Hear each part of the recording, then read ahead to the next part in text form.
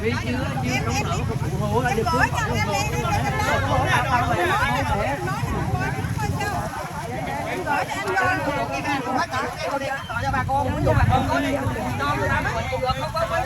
không phải bọn em phải trao trong ở từng trong nhà này kia Em không phải là trong chợ em không được.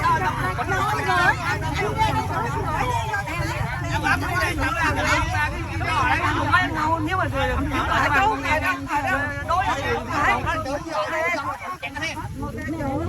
vô thành cái gì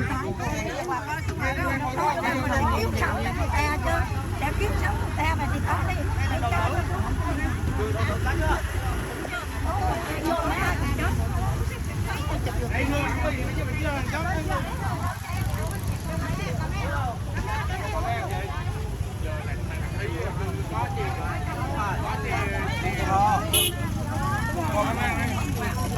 hỏi những cái thôi đi